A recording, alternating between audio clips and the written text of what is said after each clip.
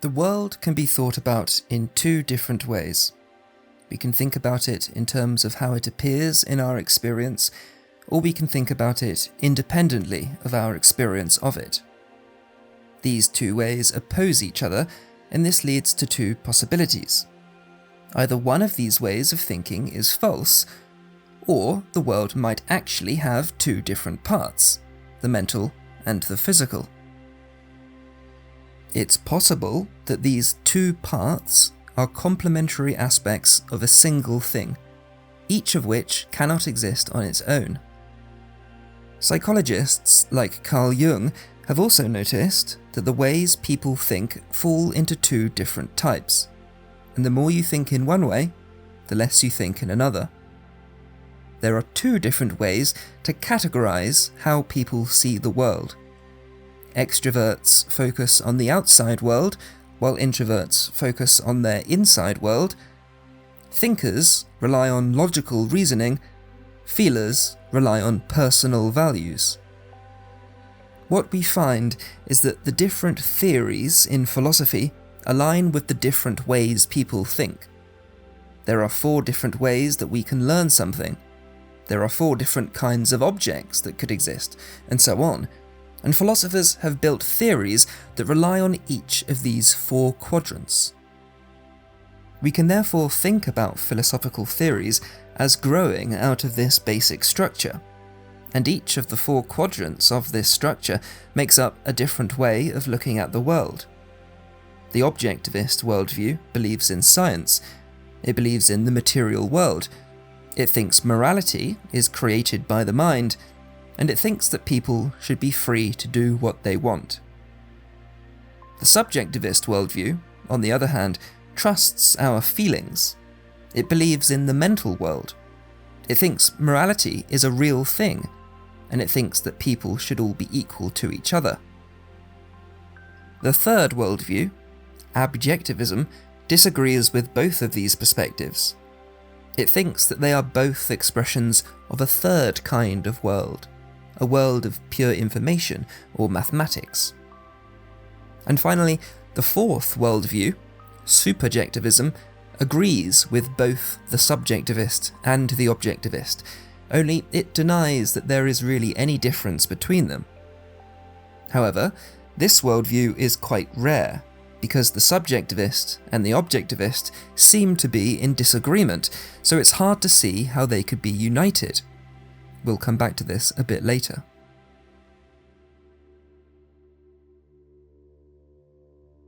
Common logic is based on 2 fundamental rules.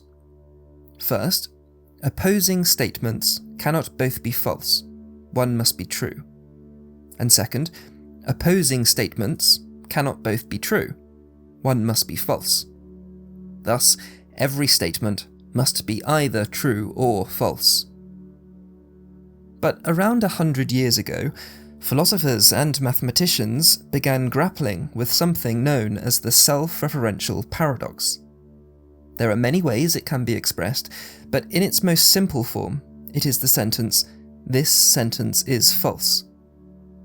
If this sentence is true, then it must be false, but if it is false, then it must be true. It's continually turning into its opposite because it is denying what it is asserting. And despite our best efforts to resolve the paradox with common logic, a solution could not be found. However, it could simply be that common logic is wrong. It could be that a statement is not always either true or false. If we accept this, all our problems fade away. And because of this, there are now different opinions on which rules of logic are valid, and these opinions also fit into our 4 quadrants. We can assert that some statements are neither true nor false, or neither provable nor disprovable. Or we can assert that some statements are both true and false, or both provable and disprovable. Each of these options requires getting rid of one of the basic rules of thinking. Either the idea that opposing statements cannot both be true, or the idea that opposing statements cannot both be false might be wrong. And since these two options are themselves the opposites of each other, they could themselves both be true, or indeed false. So, once more, the most obvious ways that we can resolve the self-referential paradox fit into the same structure as all other topics in philosophy. Now, I know that was probably a little confusing, but we're approaching a really important realization. Which logic is the true logic is a matter of perspective, just as which philosophical theories are true is a matter of perspective. And thus, we cannot rely on logic to claim that opposing philosophical theories cannot both be true, for we do not even know what basic logical rules are true. In other words, it could be the case that all four perspectives are true and form part of a greater whole. Furthermore, the same quadrant diagram can be used to describe the different parts of human thinking. The opposition between the two basic logical rules mirrors the opposition between the brain and the mind. The brain is like a machine, and therefore it cannot generate the idea of a paradox. But the mind works through symbols and has no problem thinking of the idea of a paradox. Another smart man named Douglas Hofstadter provided a very convincing argument that there is an endless cycle of information between these two different kinds of logical systems, the brain and the mind.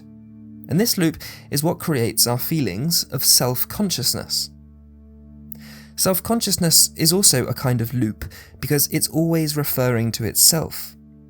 It is a subject that perceives, and it's also an object that is perceived, and thus it must be located in the bottom right quadrant of our diagram, because this refers to a unity of the subjective perspective of the mind and the objective perspective of the brain. Philosophy in general must refer to itself, because it tries to explain the world, and within the world is philosophy. It is both the subject and the object of itself, and so it can never find a solid foundation. But I am presenting a new approach, called paraphilosophy, which can explain why the subjective and the objective viewpoints seem to contradict each other. And it achieves this by explaining the significance of self-reference in philosophy. By studying the quadrant diagram, we can learn that superjectivism is talking about self-reference. It is the knowledge of knowledge, the being of being, the value of value, and the freedom of freedom. While superjectivism has previously been thought of as a contradiction, we can now show that it is a perfectly reasonable perspective to take. Now, because the quadrant diagram describes philosophical perspectives, and also the different parts of our experience, we must seriously consider whether the structure of all perspectives is really the foundation we've always been looking for.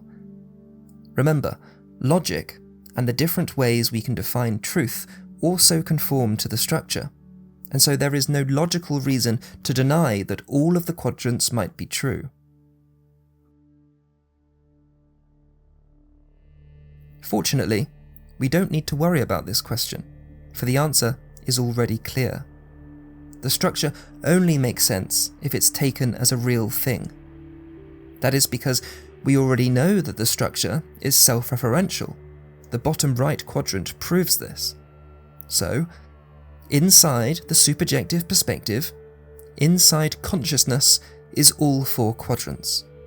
Consciousness is both a single quadrant of the structure, and it's the space in which the structure exists as a whole.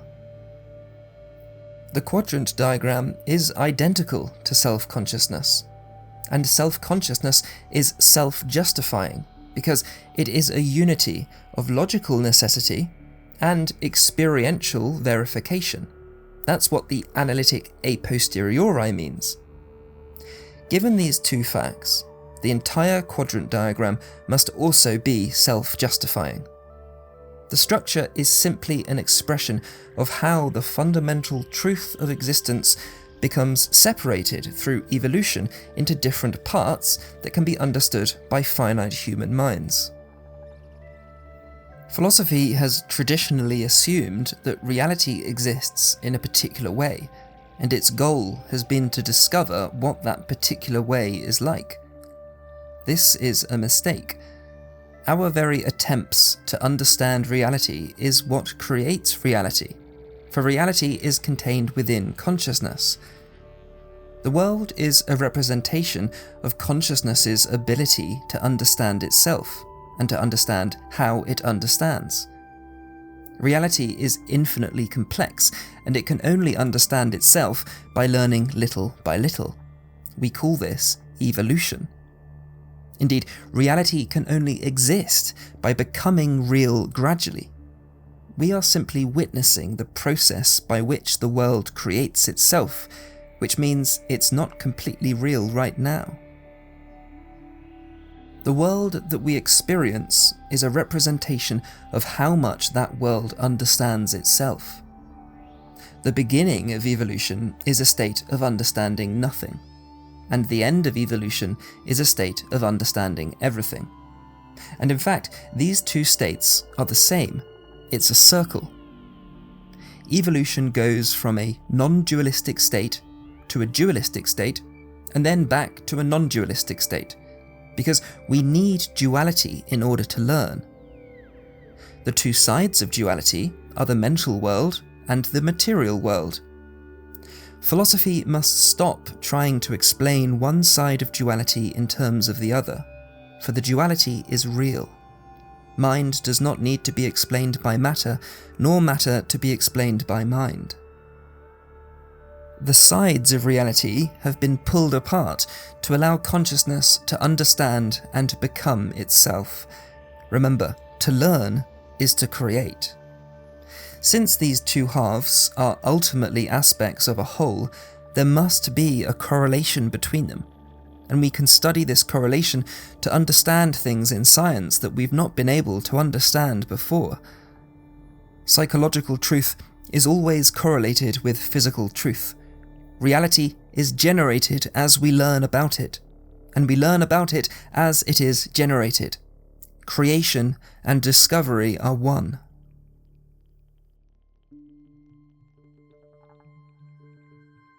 Mind and matter are separated by evolution, and this allows us to perceive the world as though it was separate from ourselves. But a time will come when the process of separation will end, and the process of reunification shall begin, and we shall reintegrate into the objective world. The only true philosophical science must be a science of the self. The absolute truth is that there is no absolute truth, and this paradox is the ultimate reality, and the source of all creativity and power. It is infinite freedom. Everything is one single self, and the process of the self learning of itself is also the process of the self creating itself. The world comes into being because to exist is to know thyself, and because it is the sole function of the ultimate reality, the self-referential paradox, to know itself. Self-reference is creation. The entire world is the creation of the self, of yourself. So celebrate, because we are waking up to this truth, and when we do, we shall have no choice but to love our world, which is ourself. Celebrate, because the beginning of evolution is the end of evolution, and this means that we must reach the end and survive all the barriers in our way, because if we do not reach the end, then there would never have been a beginning. But there was a beginning, so there will be an end. Celebrate that everything is one, and that the one is you. For if we know this simplest of facts, then we can build a science of wisdom. Then we shall know and solve and heal all things. This is only the first step, and it starts now.